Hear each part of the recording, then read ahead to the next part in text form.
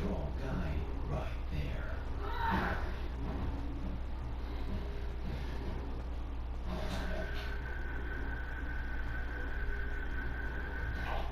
The second series rule broken here is that the world and the contents of it aren't exaggerated enough. The first movie, for example, was told through an unreliable narrator, as a armed soldier hyping up his army with tales of Leonidas and his brave 300, meaning that it's quite far-fetched. In terms of enemies, which kept escalating from basic soldiers with great numbers to all kinds of beasts from across the realm, to sorcerers fighting with black magic, to elite Persian assassins who decorate trees with people, to whatever crazy monsters the Persian Empire could produce. And in terms of the culture and myths as well, with oracles and bottomless pits, and mutant hunchbacks and gods among men, and wolves made out of the dead. Pretty extreme. Whereas in Empire, that exaggeration is brought down to pretty mundane levels, relatively speaking. The enemies, for example, are mostly the same. First, we fight basic Persians on a beach, then we fight basic Persians on ships, and then we fight basic Persians on a reef. When there are some special kinds of commanders, they get dealt with right away.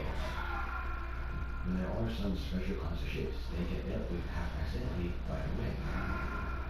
When there are some special kinds of soldiers like Artemisia's personal guard, they're ultimately just basic bomb-carrying men who do nothing other than swim and blow up. I'm not saying the action itself here isn't exaggerated, because it is. We have crazy stuff like the Sea of Athens setting on fire, we have the hero riding a horse across flaming ships, we have Artemisia and her elite assassins finally joining the fight at the end, which is pretty nuts. But I am saying that other than Artemisia, there's no new kind of escalation in the opponent's side that would make us think that Leonidas and his men were lucky they don't have to be here to face them. Like, no, these guys are lucky they don't have to be at the hot gates. Even on the good guy side, we've gone from soldiers training their entire lives to farmers and merchants from down the street. That's farms versus farmhands. It is quite a downgrade overall. And in the culture and myths of this, there's not much either, especially nothing new. You know, this movie's theme is more about ships and sea, meaning that there's so many mythical sea creatures and sea elements to utilize. Except they're not utilized. Even when they supposedly are, it's just a tiny bait for the trailer.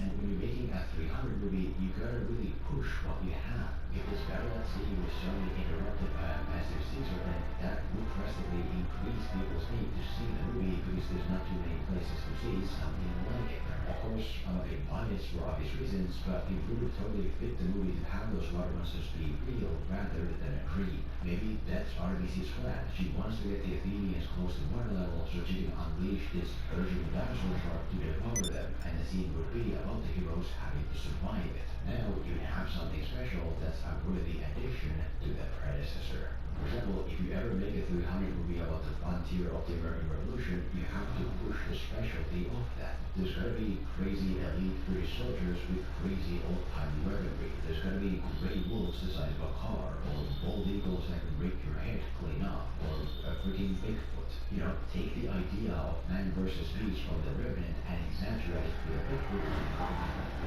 and suddenly you have something that pretty much only this series of movies can offer.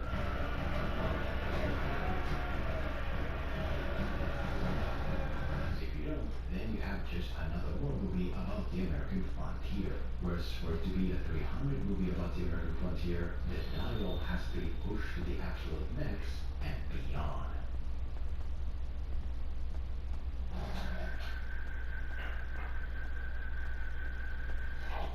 The third key series rule broken here is that the logistical essence is way too shallow and convoluted to function.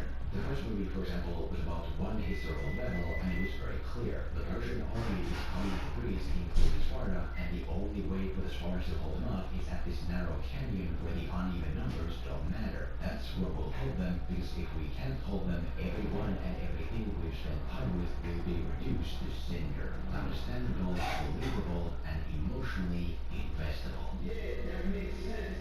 Whereas in Empire, none of those three logistical components work. The stakes of the movie are about the fate of Athens, which is a problem because we haven't really ever been in Athens. We don't know a single person in Athens. We don't care about Athens or if the Persians get there or not. So already, there goes the emotional investment. Secondly, the logistics are also much harder to understand in terms of time and space. The movie opens with the first Persian assault 10 years ago, where Testicles drove them back by killing their king, which is there to give an origin to Xerxes, despite him not having any real purpose in the rest of the movie. So now in present day, the Persians are coming back with a vengeance, with a fleet that outnumbers the Athenian vessels 1,000 to 1. Overall, it's pretty confusing. It's never clear where we are or why we're there specifically. It's never clear what the strategic value of the battle is. It's never clear what happens if we fail. It's not like the hot gates, which are established to be the Persian only way further into Greece. No, it's like sometimes you're fighting inside your city, and sometimes you're fighting on roofs that come seemingly out of nowhere. The Persians attack us head-on instead of sailing around for some reason. We're sacrificing all our lives to hold them here for some reason. All of this is very important for some reason. You know, despite us already knowing that the Persians got through on land. Despite it ultimately being Leonidas' last stand that makes the only real difference here.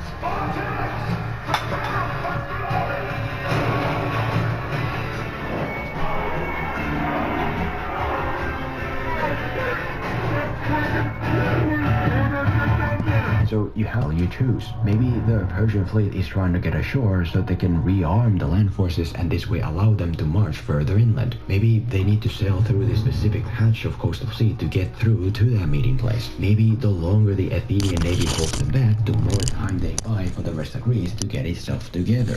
Now I'd understand what all this is for and in what way. Now it would be more than people just kind of fighting.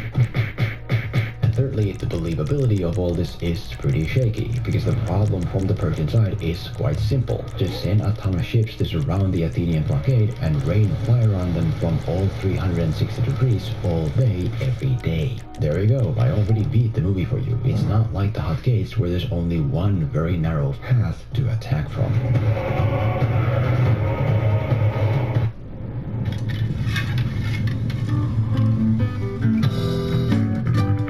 Of course, the reason that can't happen is because the movie would just end, so instead it makes up all these excuses to keep itself alive. The Persians send only a handful of ships at a time, directly head on, and when they sink, they just give up for the day. Pull back. Let them have this day. Why? And when the Persians finally do get into combat, they're so useless this time around that they can't beat a small pack of farmers and merchants, which in of itself is a lot tougher to buy than a fight against the toughest and most dedicated soldiers in history. Overall, whatever historical battle you cover next time, just make it logistically sound so that it's emotionally investable, understandable, that it's believable enough to suspend disbelief. Follow that signature series rule with the others we discussed, and chances are you're gonna have a result that's more like 300 and less like 404.